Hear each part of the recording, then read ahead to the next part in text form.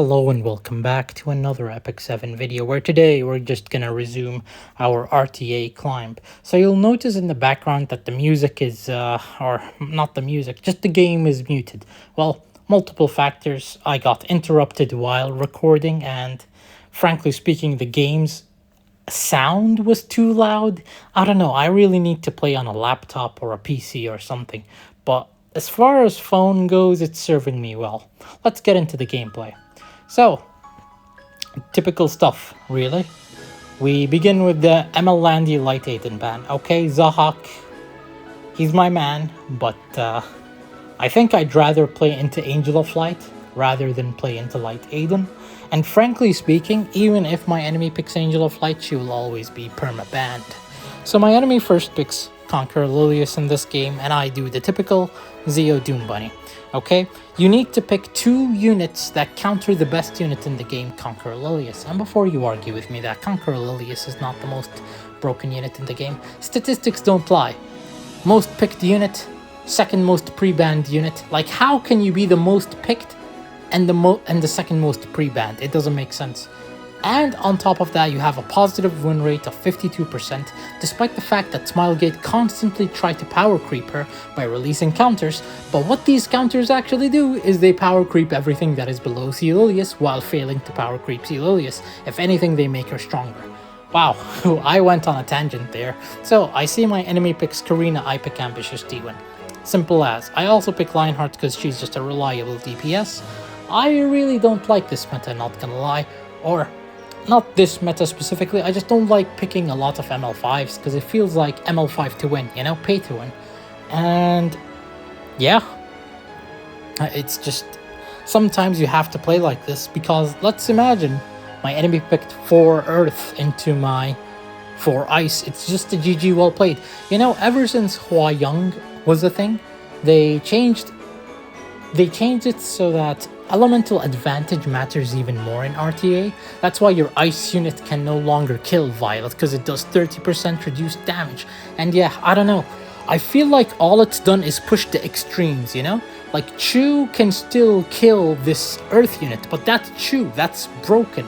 You know, your typical ice unit can't kill your typical earth unit. And simultaneously, your typical fire unit cannot kill your typical ice unit. And on the opposite end, no ice unit can kill Violet, and the ones that can have fixed damage.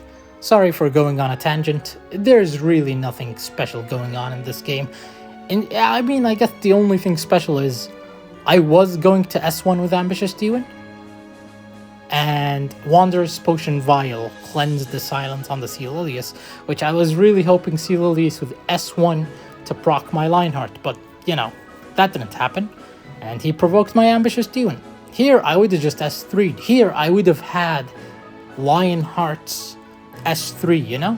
But fate wasn't kind with me. But yeah, as far as first turns go, it's pretty good. We provoked the Lethe, which probably prevented him from one-shotting my Lionheart right there. And yeah, nothing much to say. It's really just that predictable. This game... Nothing much happens, and you can see why commentary was, you know, commentary wasn't top tier, because there is literally nothing special about this game. I'm just gonna S3 with Doom Bunny, and if Lionheart sweeps, she sweeps. If Ambitious D1 takes a turn, you know, it's just an instant cleave. In fact, if Lionheart uses S3 into S1, what's next? Ambitious D1 will S3, Soul Burn of course, and then Zeo is gonna follow up and pick him one by one. It's a GG. I guess I'll use this time to talk about the anniversary. So I heard they're giving out a free 5-star and hero and artifact. Now, I've been seeing a lot of tier lists on what to pick, what to do, what to this. Listen, waifu for laifu, pick your style. Before you say, oh my god, I must always pick this best thing to have the most fun. If that sounds feasible to you, sure, fair enough. Pick your Sigurd Scythe, pick your Golden Rose, whatever its name is. Just pick whatever you really genuinely think will bring you happiness. Or pick whatever you think will progress your account so you can have fun in this game. But that's the thing, whenever I see these tier lists, something about the fun factor is thrown away. I don't know, maybe when I see the selector, I sheep out and pick something else. But when it comes to the ML ticket that we're getting soon, I think I'm picking Commander Pavel. Literally the worst thing you can pick in that ticket is Commander Pavel. You could argue Rylot is bad, but come on. You can build a super fast Rylot and snipe something. Pavel, you know, he's a very situational pick, and essentially you need whale gear to make him work. So if you're wondering why am I not commentating on the game in the back, the moment I banned DN, I lost that game. I should have never let Delibet through draft, and even if I do let Delibet through draft, I don't know, my key says reset got 15%, so yeah, that game was a loss. Moving on. Of course, we always gotta first pick the Zeo. Zeo is our man. And I see my enemy hover LPK, but nothing much is happening. And let me go back to the ML talk. So ML ticket is coming up, and yeah, pick whatever makes you happy. Honest to God, I'm picking Commander Pavel because I find him fun. I like the character. Okay, now most people are gonna tell you pick Conqueror Lilius. Now, if you've picked Conqueror Lilius in the previous ML5 ticket, you will pick Mediator, or at least they're gonna tell you pick Mediator. And that's the thing. The game is forcing you to pick these units to play RTA. Sure, I understand. Mediator is also good in PvE, so is C. Lilius, but that's the thing.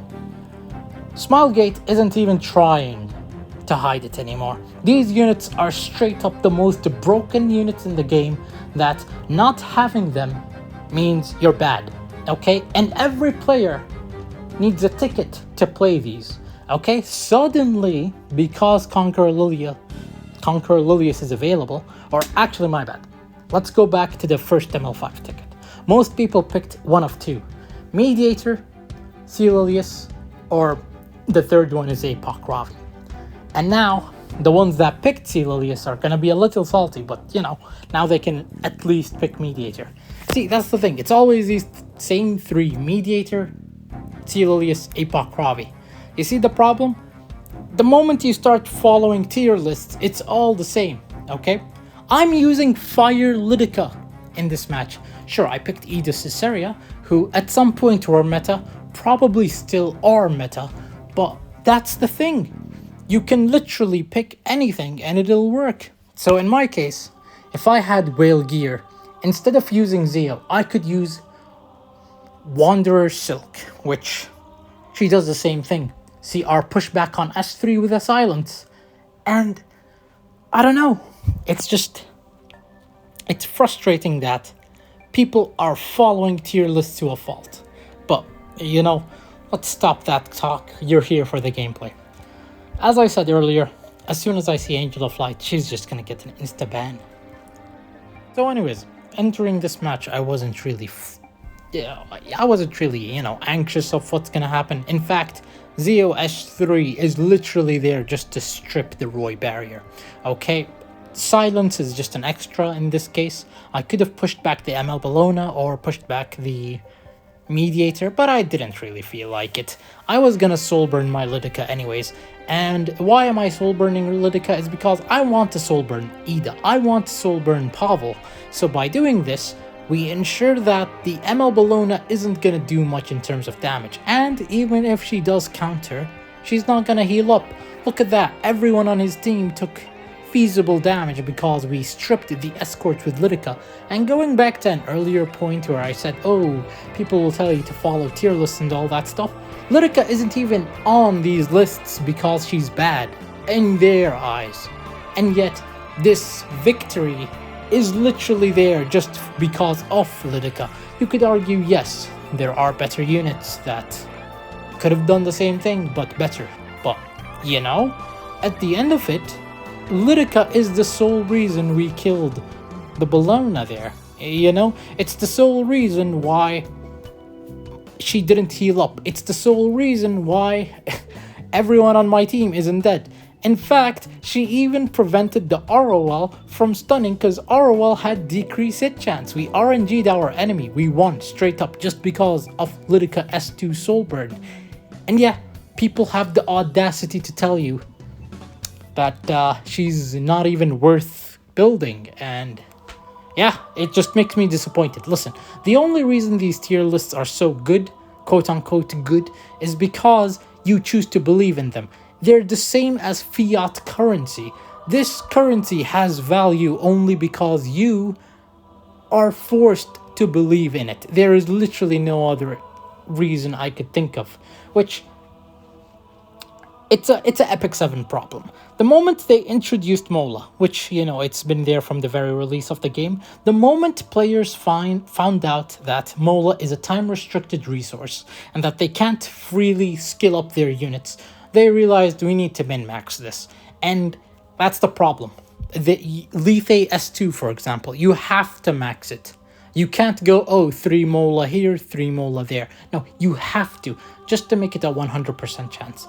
Rylet S2, you must max Mola it, because otherwise he doesn't have 100% evade. And the moment he misses his 1 evade buff, boom, he's dead. Which, matter of fact, he doesn't even need evade buff, he dies anyways. So why even Mola his S2? So yeah, as I'm saying, it's just the moment they make this time-constrained resources, the moment the players find out, hey, I need to min-max, you've killed fun from the game.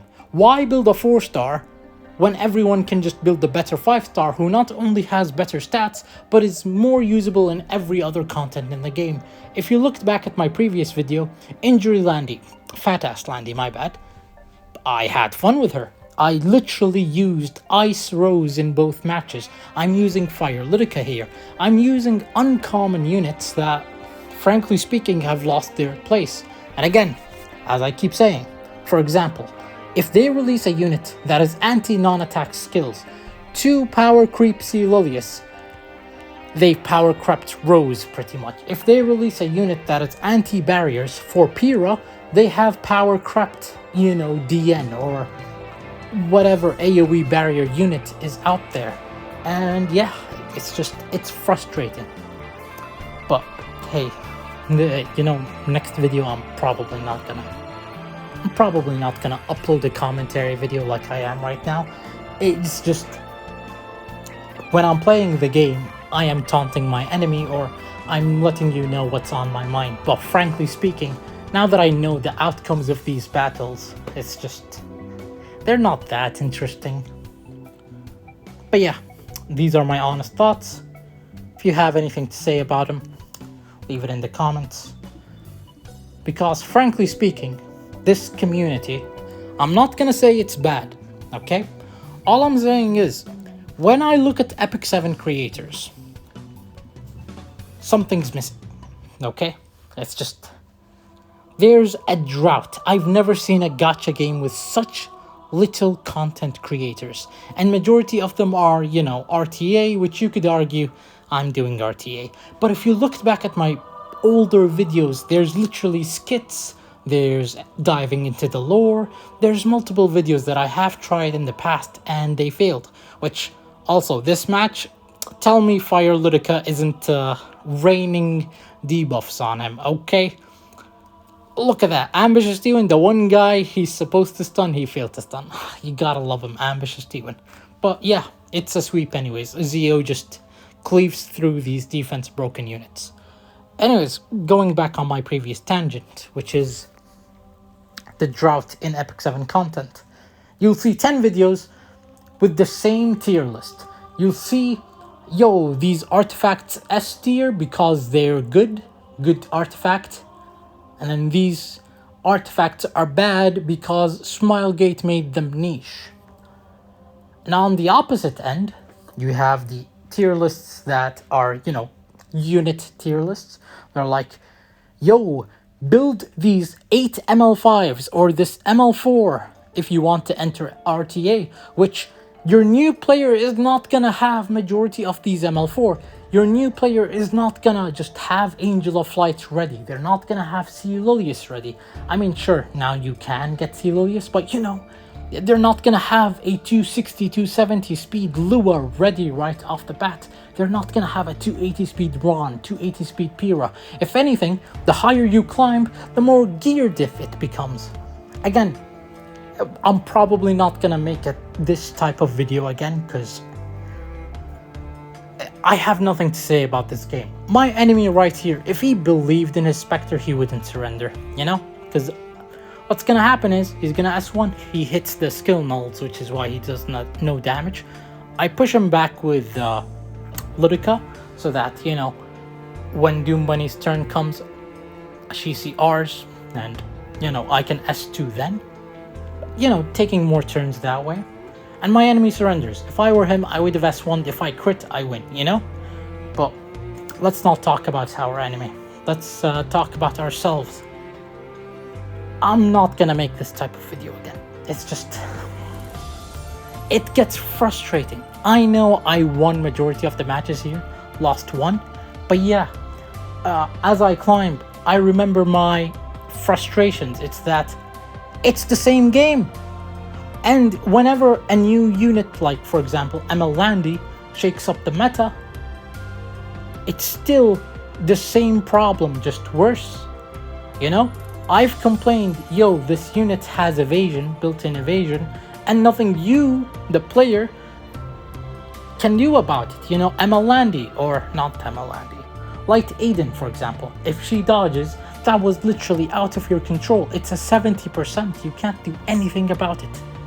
And yeah, ML Landy just had to come, just give anti-crit for free. Amazing design, Smilegate. Thank you for watching. See you next time.